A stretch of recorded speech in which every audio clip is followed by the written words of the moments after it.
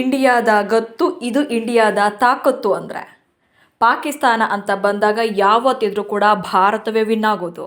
ಅದು on field ಇರಲಿ ಅಥವಾ ಆಫ್ ದಿ ಫೀಲ್ಡ್ ಇರಲಿ, ಎಂಥದ್ದೇ ವಿಚಾರ ಬಂದರೂ ಕೂಡ ಪಾಕಿಸ್ತಾನಕ್ಕಿಂತ ಭಾರತ ಯಾವಾಗಲೂ ಕೂಡ 10 ಹೆಜ್ಜೆ ಮುಂದೆನೇ ಇರುತ್ತೆ. ಅದು ಈಗ T20 ವಿಶ್ವಕಪ್ನಲ್ಲೂ ಕೂಡ ಪ್ರೂವ್ ಆಯಿತು.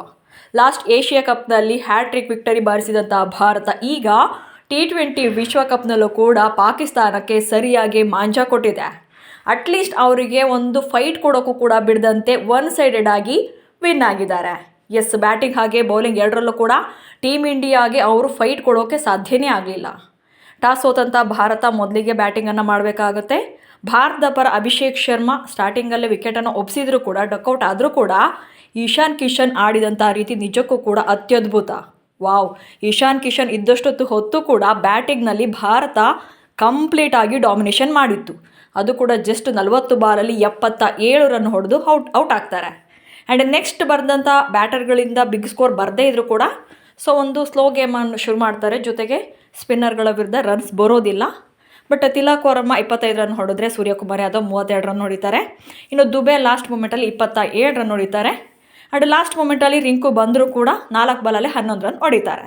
ಸೊ ಹೀಗೆ ಭಾರತ 20 ಓವರ್ಗಳಲ್ಲಿ 175 ರನ್ಗಳನ್ನು ಕಲೆ ಹಾಕುತ್ತೆ. ಇಂಟ್ರೆಸ್ಟಿಂಗ್ ವಿಚಾರ ಅಂದರೆ ICC T20 ವಿಶ್ವಕಪ್ ಇತಿಹಾಸದಲ್ಲಿ ಪಾಕಿಸ್ತಾನದ ವಿರುದ್ಧ ಭಾರತ ಗಳಿಸಿದಂಥ ಹೈಯೆಸ್ಟ್ ಸ್ಕೋರ್ ಇದು.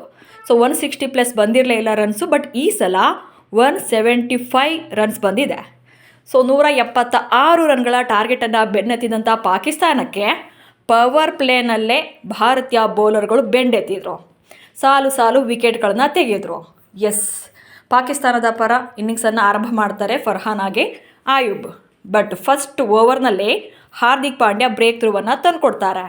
ಸಾಯಿಫ್ಜಾದ ಫರ್ಹಾನ್ಗೆ ಪೆವಿಲಿಯನ್ ದಾರಿ ತೋರಿಸ್ತಾರೆ.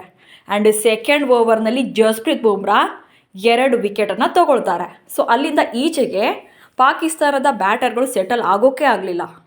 44 ರನ್ ಹೊಡೆದು Usman Khan highest run scorer ಆದರೆ ಉಳಿದವರೆಲ್ಲ ಬಿಲೋ 14, 10, 23ನಲ್ಲಿ 23 ಸಾಯಿದ್ ಆಫ್ರಿದಿ 23 ಗಳಿಸ್ತಾರೆ. ಸೊ ಪಾಕಿಸ್ತಾನದ ಕಡೆಯಿಂದ ಯಾರೂ ಕೂಡ ಅರ್ಧ ಶತಕ ಗಳಿಸೋಕೆ ಸಾಧ್ಯವಾಗಲಿಲ್ಲ. ಈ ಮೂಲಕ ಪಾಕಿಸ್ತಾನ ಜಸ್ಟ್ 18 ಓವರ್ನಲ್ಲೇ 114 ರನ್ ಗಳಿಸಿ ತನ್ನೆಲ್ಲ ವಿಕೆಟ್ಗಳನ್ನ ಕಳ್ಕೊಳ್ಳುತ್ತೆ. ಸೊ ಅಲ್ಲಿಗೆ ಭಾರತ 61 ರನ್ಗಳಿಂದ ಪಂದ್ಯವನ್ನು ಗೆದ್ದಿದೆ. ಈ ಮೂಲಕ ಭಾರತ ಈಗ ಆಲ್ರೆಡಿ ಹ್ಯಾಟ್ರಿಕ್ ಗೆಲುವನ್ನು ಸಾಧಿಸಿದೆ. T20 ವಿಶ್ವಕಪ್ ಈ ಸಲ ಗ್ರೂಪ್ ಸ್ಟೇಜಲ್ಲಿ ಆಡಿರುವಂಥ 3ಕ್ಕೆ 3 ಪಂದ್ಯಗಳನ್ನು ವಿನ್ ಆಗಿ ಈಗ ಸೂಪರ್ 8ಗೆ ಕ್ವಾಲಿಫೈ ಆಗಿದೆ. ಸೊ ಈಗ ಇರುವಂಥ ಪಾಕಿಸ್ತಾನ ನೆಕ್ಸ್ಟ್ ಮ್ಯಾಚಲ್ಲಿ ಗೆದ್ದರೆ ಅವರು ಸೂಪರ್ 8ಗೆ ಕ್ವಾಲಿಫೈ ಆಗುವಂಥ ಚಾನ್ಸಸ್ ಇರುತ್ತೆ. ಇಲ್ಲಾಂದರೆ ಅವರು ಮನೆಗೆ ಹೋಗಬೇಕಾಗುತ್ತೆ. ಬಟ್ ಒನ್ಸ್ ಅಗೇನ್ ಈ ಸಂಡೇ ಸೂಪರ್ ಸಂಡೇ ಆಗಿದೆ ಭಾರತೀಯರ ಪಾಲಿಗೆ. ಸೊ ಎರಡೂ ಕಡೆ ಬ್ಯಾಟಿಂಗ್ ಹಾಗೆ ಬೌಲಿಂಗ್ ಎರಡೂ ಕಡೆ ಭಾರತವೇ ಕಂಪ್ಲೀಟಾಗಿ ಡಾಮಿನೇಷನ್ ಮಾಡಿ ಅವ್ರಿಗೆ ಫೈಟ್ ಕೊಡೋಕ್ಕೂ ಕೂಡ ಬಿಡದೆ ಈ ಸಲ ವಿನ್ ಆಗಿದೆ. ಬಾಯ್ಕಟ್ ನಾಟಕ ಆಡ್ಕೊಂಬಂದ ಪಾಕಿಸ್ತಾನ ಮತ್ತೊಮ್ಮೆ ಸೋಲನ್ನು ಕಂಡು ಅವಮಾನದೊಂದಿಗೆ ವಾಪಸ್ಸಾಗಿದೆ. ನಮಸ್ಕಾರ.